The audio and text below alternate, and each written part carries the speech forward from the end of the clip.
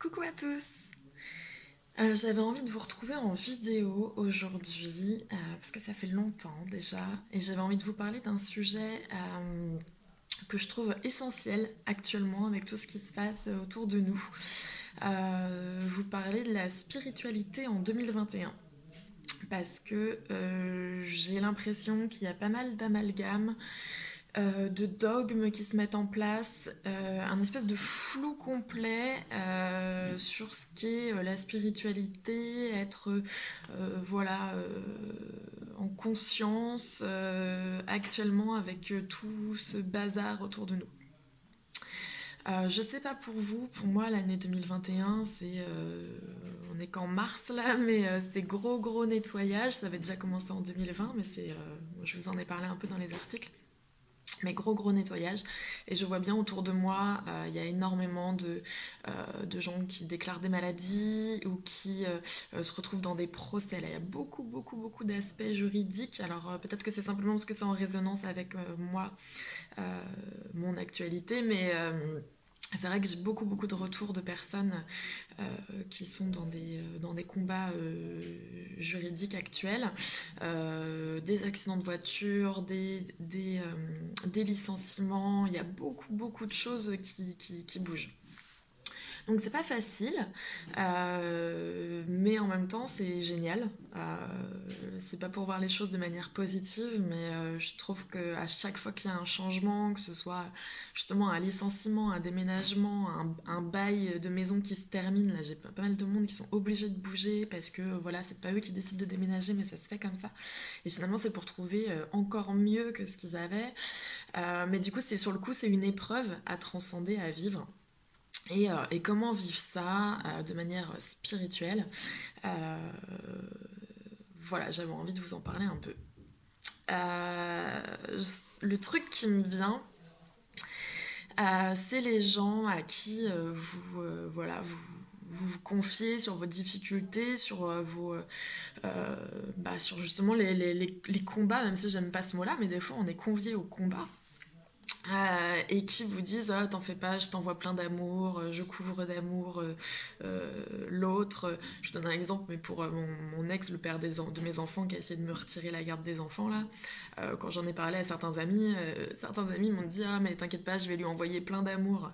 Et moi sur le coup j'étais là mais attends, tu préfères pas lui envoyer un bus dans la gueule là pour que ça me libère, tu vois, plutôt que de lui envoyer de l'amour parce qu'il en a rien à foutre en fait, hein. Et j'en parlais à une amie qui est méga connectée, que vous êtes beaucoup à connaître, et qui était morte de rire aussi quand je lui racontais ça.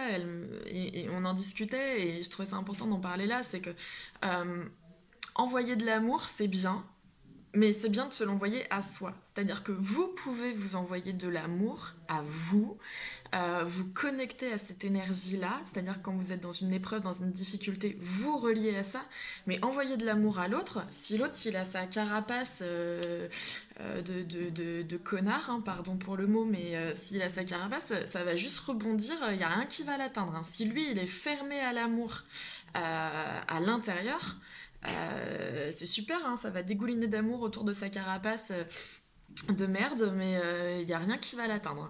Donc c'est super de vouloir lancer des graines, de se dire spirituel, mais il faut pas tomber dans le côté bisounours. C'est-à-dire qu'à un moment donné, quand vous avez une épreuve, donc c'est super de revenir dans le cœur, de se centrer, d'être dans l'amour de soi, c'est-à-dire s'aimer dans la tristesse, s'aimer quand on est en colère, s'aimer quand on est en pétage de plomb intérieur émotionnel.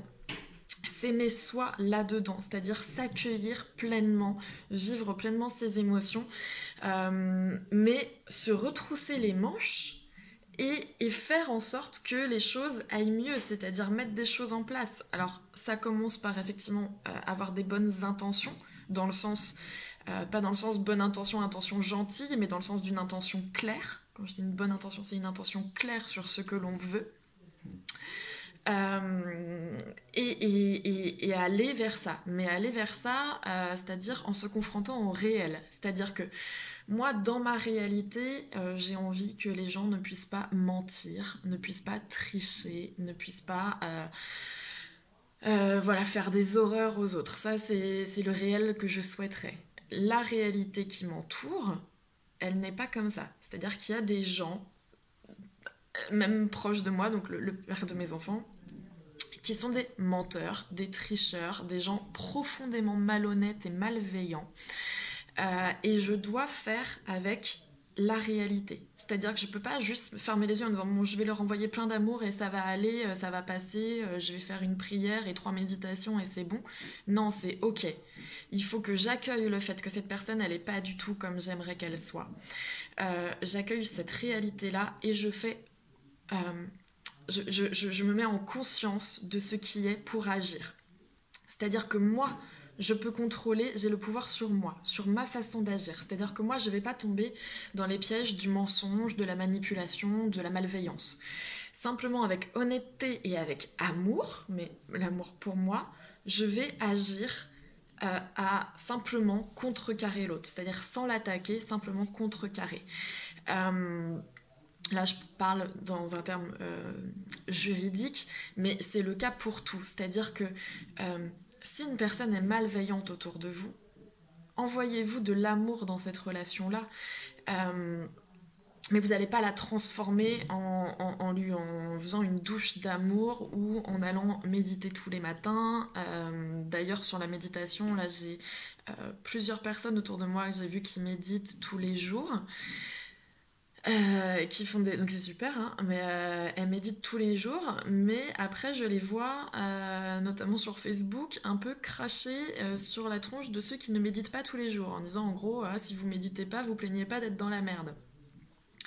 Et moi quand je lis ça, je me dis, attends, là il y a un problème, sa méditation elle n'a pas dû marcher, parce que si tu médites vraiment, que tu es dans un état méditatif, tu n'as pas des pensées que si les autres ne font pas comme moi, ils font mal. Euh, et ce sont des gens qui se considèrent spirituels. Beaucoup de gens. Hein, ce que je voulais vraiment dire aujourd'hui, c'est que euh, être spirituel, vraiment, c'est tous les jours, dans sa vie, au quotidien, vivre en conscience. C'est-à-dire en conscience qu'on n'a pas le pouvoir sur les autres, en conscience que le réel est parfois différent de celui qu'on souhaiterait qu'il soit, et il faut l'accueillir, il faut l'accepter. Sinon, on est en dissonance cognitive et on souffre. Et alors, on peut souffrir en méditant, on peut souffrir en faisant du yoga, on peut souffrir en disant namasté à la fin de chaque phrase. Ça ne nous rend pas moins spirituel, pas plus spirituel. C'est-à-dire que tant qu'on ne se confronte pas à la réalité et à ce qu'on en fait, euh, on ne peut pas savoir où on en est. Euh, c'est vraiment compliqué d'intégrer les choses et de trouver les clés dans les difficultés si on est à refuser la difficulté et si on est dans la plainte aussi, dans la plainte de mais pourquoi ça m'arrive à moi, mais qu'est-ce que j'ai fait, et puis en s'auto-flagellant, en se positionnant en victime et surtout en attendant que l'extérieur règle les choses pour nous. C'est-à-dire que tant qu'on met les choses à l'extérieur en disant bon bah je vais attendre que quelqu'un fasse ça, que l'extérieur change pour que ça aille mieux, bah, on peut attendre très longtemps parce que peut-être que l'extérieur va changer à un moment donné parce qu'on aura une intention super claire, mais après l'extérieur il va vous envoyer quelqu'un d'autre qui va vous faire revivre le même schéma, une autre situation similaire tant que vous n'avez pas pigé de l'intérieur. Donc ça paraît bateau comme phrase, mais je vois beaucoup là dans les demandes de soins que je reçois des personnes qui en fait sont en boucle. Il y a des gens qui reviennent, on a déjà fait des soins, on a déjà fait des séances sur des problématiques. Ils ont pensé que c'était compris à un moment donné, effectivement ça pouvait l'être, mais pas en profondeur, ça restait en surface. Et du coup, ça revient. Et il y a un côté un peu, ah j'ai un mauvais karma, je retombe toujours sur les mêmes trucs, mais il faut vraiment, moi c'est pour ça que j'ai intitulé maintenant mes entretiens via Skype, on se sort les doigts, c'est parce que c'est vraiment ce qu'il faut faire là, on se sort les doigts en 2021, vraiment. C'est super si vous méditez, si vous êtes, voilà, vous avez vous êtes en conscience sur plein de choses, mais soyez vraiment en conscience sur la profondeur des choses, sur qui vous êtes, sur comment vous font réagir les autres, et sur qui vous voulez être vraiment à l'intérieur, parce que tant qu'il y a une dissonance aussi entre la personne que vous voulez être et la personne que vous n'êtes pas bien avec vous-même, et c'est ça le plus important. Donc ça me fait penser, euh, j'ai reçu plusieurs messages à de personnes qui me disent avant j'avais des dons, je faisais des soins, j'arrivais à guérir des gens et maintenant j'ai plus de dons. Parce qu'il s'est passé un truc difficile dans leur vie. Là aussi, pour moi, c'est juste un problème de sémantique, c'est qu'à partir du moment où tu crois que tu as un don, donc c'est un truc qu'on t'a donné, eh ben tu donnes le pouvoir à la vie de te le reprendre, puisque tu te dis on me l'a donné, on peut me le reprendre. Alors les gens se disent ah mais du coup j'ai eu des mauvaises pensées ou je me suis énervée au travail contre un collègue et tout et depuis j'ai plus de don. Non mais c'est pas une punition, tu n'as plus. C'est simplement est-ce que tes filtres à l'intérieur ils sont encrassés ou pas? Parce qu'on est tous capables d'auto-guérison, on est tous capables de ressentir des choses dans les mains, d'avoir accès à des plans subtils. Franchement, on est tous capables de ça, c'est juste de l'exercice, de l'entraînement. Enfin, quand je dis tous, c'est les humains qui ont un cœur, on va dire. Moi, je fais différentes catégories d'humains voilà, dans ce que je vois. Et il y a des personnes, non, ils peuvent pas. Mais sinon, vraiment, on peut tous faire ça. Les personnes qui sont dans le cœur et c'est pas un don, c'est simplement que quand tu peux plus, moi quand je suis pas bien là au mois de mars, au mois de février avec l'assignation en justice, clairement j'ai pris aucun client, j'ai juste fait un soin collectif et je l'ai maintenu parce que je sentais de pouvoir le faire. Sinon, j'ai pris personne, quasiment, puisque je n'étais pas en état, mon mental était trop présent, je n'étais pas en état de travailler. Je peux pas. Moi, si mon mental il est là, qu'il y a des trucs qui me font chier dans ma vie et que j'ai toujours pas dénoué, je ne peux pas me relier, me connecter, avoir l'esprit clair pour pouvoir me connecter et faire des soins aux gens. Donc dans ces cas-là, je suis au chômage technique. Je c'est pareil, y a pas de... je me dis pas à ce moment-là ah bah ça y est j'ai plus de dons, je peux plus faire de soins. Non, tout est là, simplement mon mental il est encrassé mais vraiment de merde et tant que je l'ai pas décrassé je peux rien faire, c'est comme ça. Donc ne paniquez pas quand vous avez voilà, des compétences qui disparaissent, c'est simplement, franchement c'est super, c'est une super boussole pour vous dire là il y a un truc à régler, c'est ça la priorité. Ton mental il te dit voilà, il y a ça à régler. Je sais pas à vous, mais moi de toute façon ça vient dans mes rêves la nuit. J'en rêve tout ce que j'ai pas réglé la journée, j'en rêve la nuit. De toutes les façons possibles, tant que ça n'est pas réglé. Et une fois que c'est réglé, vous le sentez de toute façon d'un coup, il y a une légèreté, on respire mieux. Là, c'est bon, vous pouvez reprendre. Et je parle là que ça m'empêche moi de faire les soins, parce que c'est ça ma passion, mais quelqu'un qui peint ou qui chante, c'est pareil, il va être bloqué, il ne va pas pouvoir composer de chansons, il va pas pouvoir voilà, peindre ou faire de la pâtisserie parce qu'il a le mental trop pris, ou les trucs, ça va pas marcher. Donc être spirituel, c'est vraiment être en conscience de là où on en est. Et il n'y a pas de... Il n'y a pas de comparaison aussi à avoir avec les autres. Du genre, ah, mais elle en est là, lui, il en est là, moi, j'en suis que là. On s'en fout. Hein. C'est juste un cycle, c'est des vagues. Donc, des fois, on est là, des fois, on redescend. Tant que les choses ne sont pas comprises. Donc, être spirituel, c'est pas non plus être tout le temps zen, tout le temps. Moi, des fois, je m'énerve. Hein, des fois, je me fâche, des fois mes émotions sont plus fortes que moi, je me dis pas à ce moment-là, merde, je suis pas spirituelle. Ah ça y est, c'est raté, ce sera pour une autre vie. Ça veut rien dire la spiritualité. Donc, parce que là, ça fleurit de partout. Et franchement, il y a un paquet de gens. Enfin, ceux qui se considèrent les plus spirituels, pour moi, sont les moins spirituels que des gens qui en ont rien à foutre de la spiritualité, mais qui vivent en conscience, qui sont respectueux des autres, et qui sont du coup 100 fois plus spirituels que ceux qui s'autoproclament j'ai un don, je canalise, attention, machin à parler, et je crois aux canalisations, hein, attention, simplement. Faites attention, ayez un super discernement parce que là, le gouvernement nous a tous mis en dissonance cognitive depuis plus d'un an, bim bam boum, on nous dit un truc, on dit le contraire, machin. Donc on a tous le cerveau complètement fracassé. Donc c'est le moment où il y a plein de brèches pour qu'il y ait plein de conneries qui rentrent. Donc faites super attention, restez vigilants, recentrez-vous sur vous. Et voilà, et si vous avez envie d'envoyer de l'amour à des gens, envoyez de l'amour à des gens qui seront réceptifs à cet amour. Essayez pas de transformer les monstres en bisounours en leur dégoulinant de l'amour dessus, ça ne marchera pas. vous serez juste déçus, vous allez perdre du temps et de l'énergie.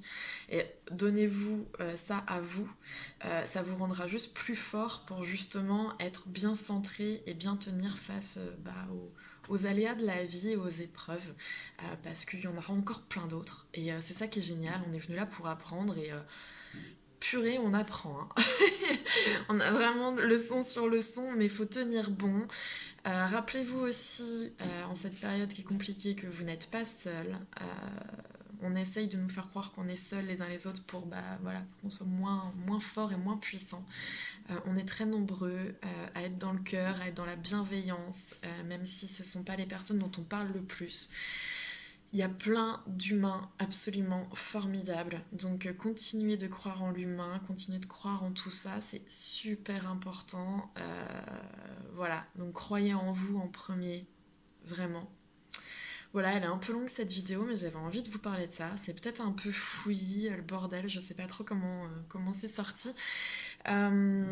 Mais j'avais très envie de vous faire cette vidéo, donc si vous avez des questions parce que ce n'est absolument pas clair et que j'ai pas fini la moitié de mes phrases, vous les mettez en commentaire et je vous réponds. Et sinon, je vous dis à bientôt et prenez soin de vous, vraiment. Je vous embrasse.